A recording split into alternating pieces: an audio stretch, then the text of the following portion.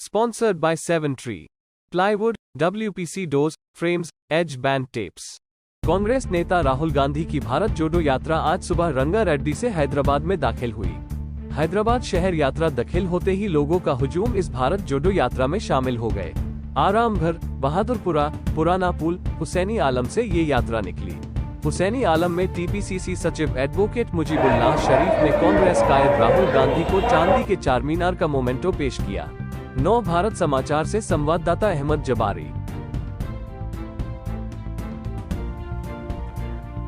आदाब। आज ये जो रैली यहाँ से ऐतिहासिक रैली भारत जोड़ो यात्रा जो यहाँ से गुजरी है, कामयाबी के साथ मूसाबोली, पुराना पुल, हुसैनी आलम से गुजरते हुए चारमीनार से गुजरी है। ये ऐतिहासिक रैली कामयाबी के साथ गुजरी। इसके लिए मैं तमाम लोगों का, शहर के लोगों का शुक्रगुजार हूँ, शुक्रिया अदा करता हूँ। ये रैली फ़िरका परस्ती के ख़िलाफ़, महंगाई के ख़िलाफ़, बेरोज़गारी के ख़िलाफ़ राहुल जी ने जो लड़ाई शुरू की है, उसमें ये लोग सारे लोगों ने जो अपना हिस्सा अदा किया है, उसके लिए काबिल मुबारकबाद हैं सारे शहर के लोग जो राहुल गांधी जी के साथ शाना बशाना चल रहे हैं। सारे लोगों का शुक्रिया अदा करता हूँ। इस ऐतिहासिक रैली, भारत जोड़ो रैली में जयराम रमेश साहब, दिग्विजय सिंह साहब, कन्हैया कुमार साहब और पूरे हर सीनियर कायदीन यहाँ से जो गुजरे हैं, अंजन कुमार साहब भी इसमें शामिल थे। और ये यहाँ के स्टेज से मध्य प्रदेश के एक्स मिनिस्टर्स साहब ने भी मुखातिब किया इस रैली को, हुसैनी आलम, मूसाबोली पे। ये सारे लोग यहाँ पे इस रैली में शामिल होकर तमाम लोगों को इस एकजहती का पैगाम दिया है। उन सब का मैं शुक्रगुजार हूँ। ये महंगाई और ये सारे परेशानी, बेरोज़गारी के ख़िलाफ़ तमाम लोग परेशान हैं पूरे मुल्क के, इसलिए ये राहुल जी ने ये रैली को शुरू किया और उसके लिए जद्दोजहद कर रहे हैं। इसके लिए चाहिए कि हम तमाम लोगों का, मुल्क के तमाम लोगों का, हर तबके का काम है कि उनका साथ दें और इसके लिए लड़ें, और इसमें शायद ज़रूर कामयाबी हासिल होगी। भाइयों और बहनों, प्रेस के हमारे मित्रों, आप सबका यहाँ बहुत बहुत स्वागत, नमस्कार।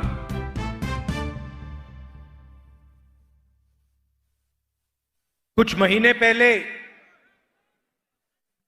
हमने ये भारत जोड़ो यात्रा कन्याकुमारी से शुरू की और आज सुबह हम हैदराबाद पहुंचे। यात्रा नफरत और हिंसा के खिलाफ है। बीजेपी और आरएसएस देश में सिर्फ नफरत और हिंसा फैलाने का काम कर रहे हैं। एक भाई को दूसरे भाई से लड़ाने का काम कर रहे हैं। और भाइयों और बहनों, इससे देश मजबूत नहीं होता है, इससे देश कमजोर होता है। देश की शक्ति देश को आगे ले जाने के बजाय लड़ाई झगड़े में, नफरत में जाया हो जाती है। हमारी यात्रा कन्याकुमारी से शुरू हुई और कश्मीर तक जाएगी। इसको कोई शक्ति, आंधी, तूफान, बारिश, धूप, कोई शक्ति नहीं रोक सकती है। यह सिर्फ एक यात्रा नहीं है, यह हिंदुस्तान की सच्ची आवाज है। आप देखिए, यात्रा में आपको नफरत नहीं दिखाई देगी, मारपीट, झगड़ा नहीं हो रहा है, एक भाई दूसरे को गाली नहीं दे रहा है, किसी की पिटाई नहीं हो रही, प्यार से नदी जैसे लाखों लोग एक साथ चल रहे हैं, सब धर्म के लोग हैं, हर जात के लोग हैं, बुजुर्ग लोग हैं, युवा हैं, माताएं हैं, बहनें हैं, सब एक साथ चल रहे हैं। धक्का लगता है, कोई गिर जाता है, एकदम एक सेकंड में पूरी की पूरी भीड़ मदद करती है। कोई ये नहीं पूछता तुम्हारा धर्म क्या है, जात कौन सी है, कौन सी भाषा में बोलते हो, कहां रहते हो, ये सवाल नहीं पूछे जाते। एकदम एक साथ सब लोग गिरे हुए व्यक्ति को उठा देते। यह हिंदुस्तान का इतिहास है, यह हैदराबाद का इतिहास है। यहां पे सब धर्म के लोग एक साथ भाईचारे के साथ रहते हैं।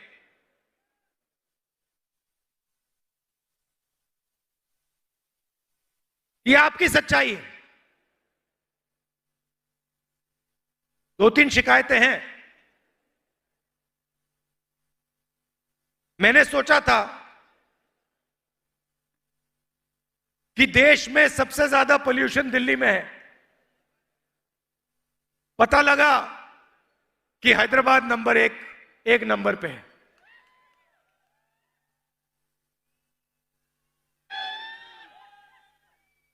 और जब से यहां टीआरएस की सरकार है तो यहां पे अब देखिए सड़कों पे चले हैं,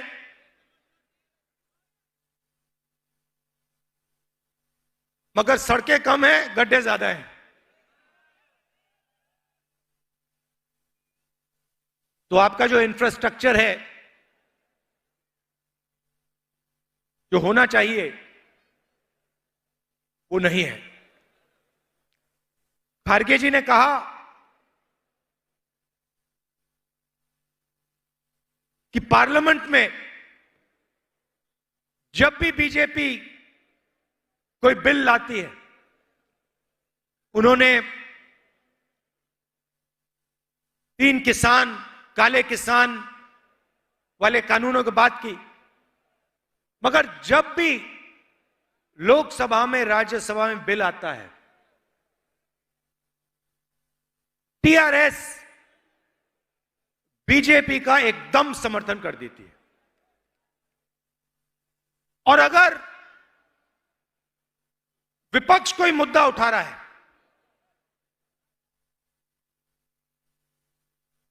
ध्यान बांटने के लिए एकदम टीआरएस के लोग कोई और मुद्दा उठाना शुरू कर देते हैं। भाइयों और बहनों, बीजेपी और टीआरएस एक साथ काम करते हैं। गलतफहमी में मत आइए। ये चुनाव से पहले ड्रामा करते हैं आपके चीफ मिनिस्टर, मगर डायरेक्ट लाइन है नरेंद्र मोदी जी के साथ। इधर फोन उठाते हैं, वहां मोदी जी फोन उठाते हैं, 1 सेकंड नहीं लगता। और फिर मोदी जी आपके चीफ मिनिस्टर को ऑर्डर देते हैं, आज ये करना है, कल वो करना है।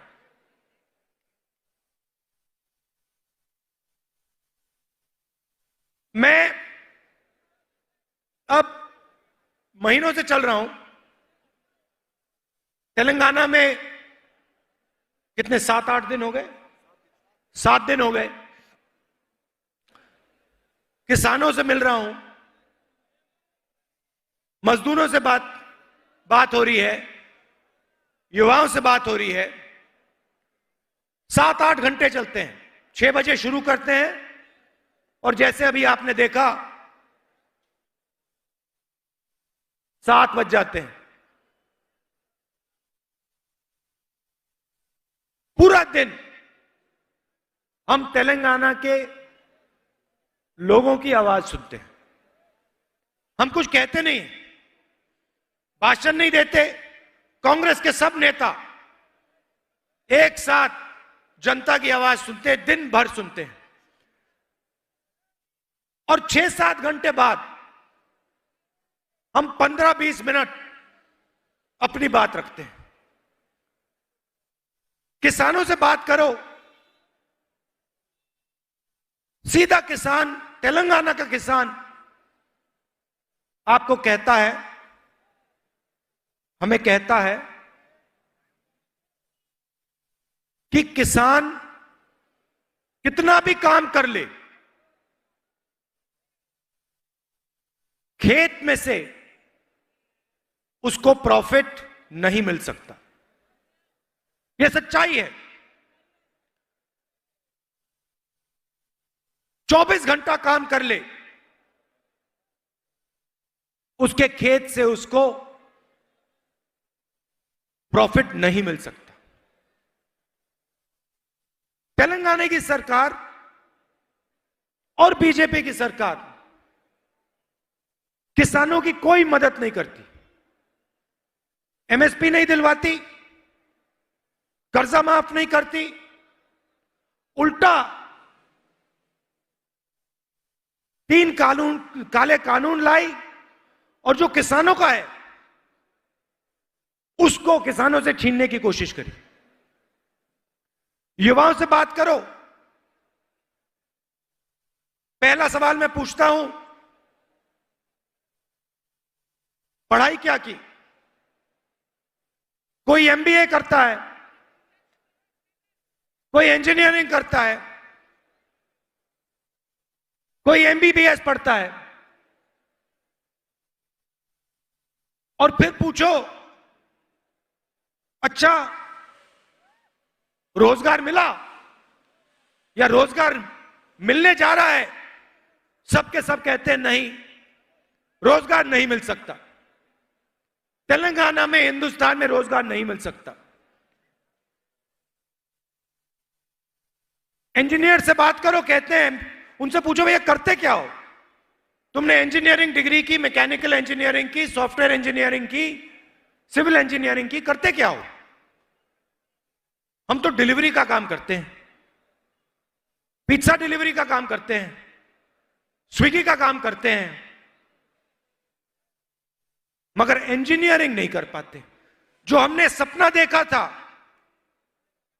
वो सपना हमारा पूरा नहीं हो सकता है। प्रधानमंत्री कहते थे कि हर साल मैं 2 करोड़ युवाओं को रोजगार दूंगा, हर भाषण में बोलते थे। आजकल नहीं बोलते, ना आपके चीफ मिनिस्टर, ना हिंदुस्तान के प्रधानमंत्री रोजगार की बात करते हैं।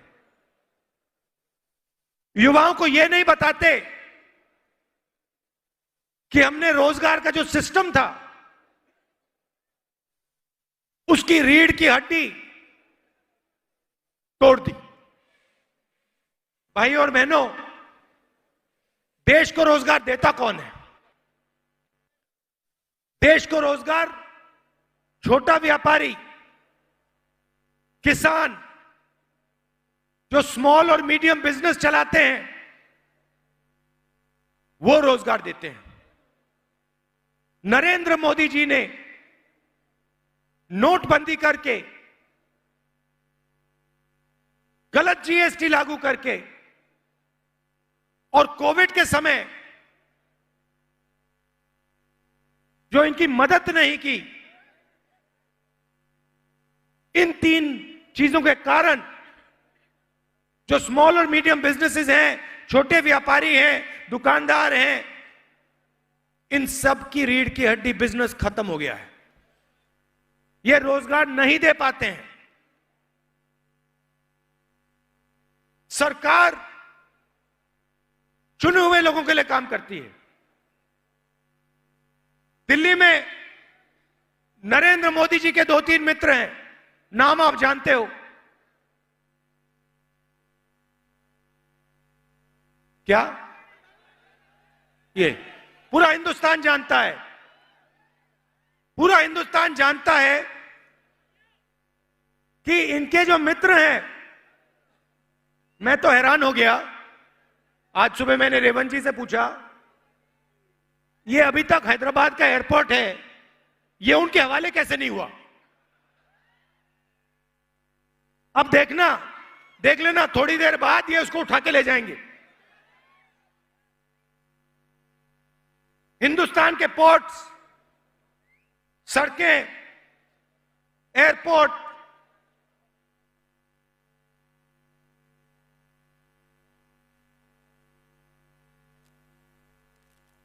टेलीकॉम्स, LIC, ये पूरा का पूरा जो देश की पूंजी है, ये सब की सब नरेंद्र मोदी अपने 2-3 मित्रों को पकड़ा रहे हैं। और इधर इनका एक तरफ धरनी पोर्टल है, रात को देखते हैं भैया कहां किसकी जमीन गई, कितनी जमीन मिली मुझे, कहां कहां से केसीआर जी ने जमीन हड़पी, रात को वो देखते हैं। सुबह उठते हैं और इंफ्रास्ट्रक्चर के जो प्रोजेक्ट्स हैं, सिंचाई के जो प्रोजेक्ट्स हैं, उनमें से पैसा हड़पने का काम करते हैं।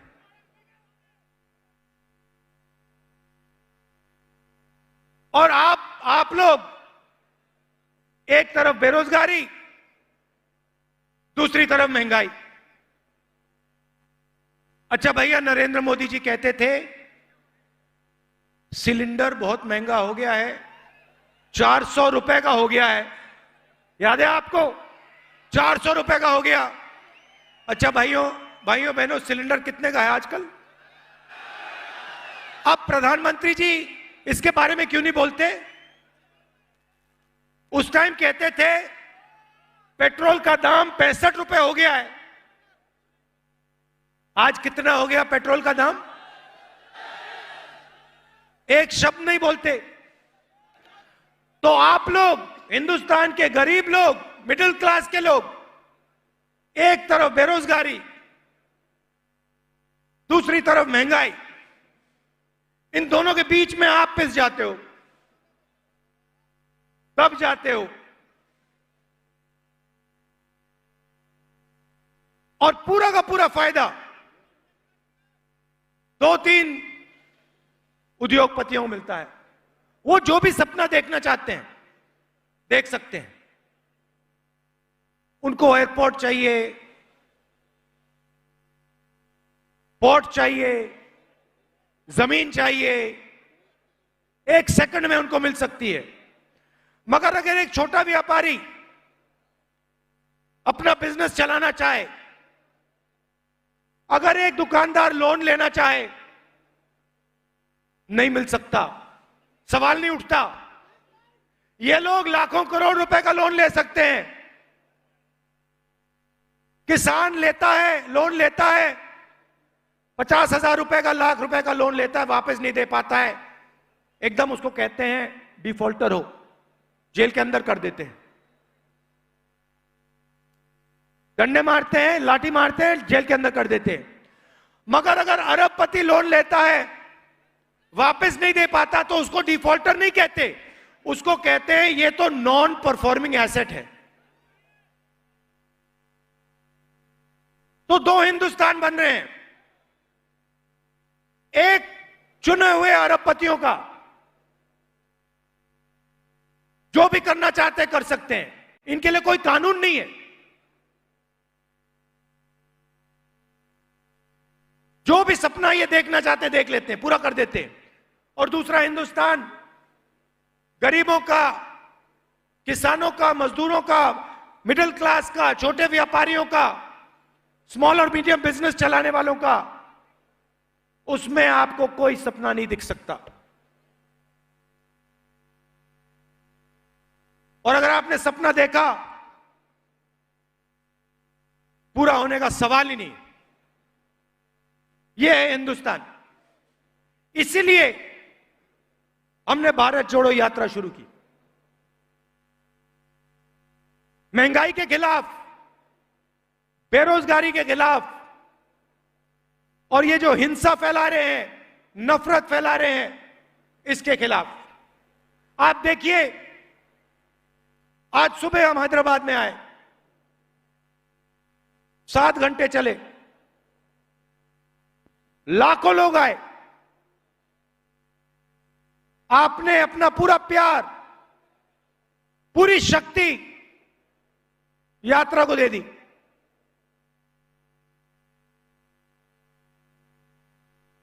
आमतौर से क्या होता है, व्यक्ति सुबह उठता है, थकान नहीं होती, 6-7 घंटे बाद चलने के बाद थकान लगती है। आप किसी भी यात्री से पूछ लीजिए, मुझसे मत पूछिए, आप किसी भी यात्री से पूछ लीजिए और वो आपको बताएगा शाम को जो हम कदम लेते हैं उसमें सुबह वाले कदम से कम थकान होती है। अजीब सी बात है, किसी भी यात्री को थकान नहीं हो रही है।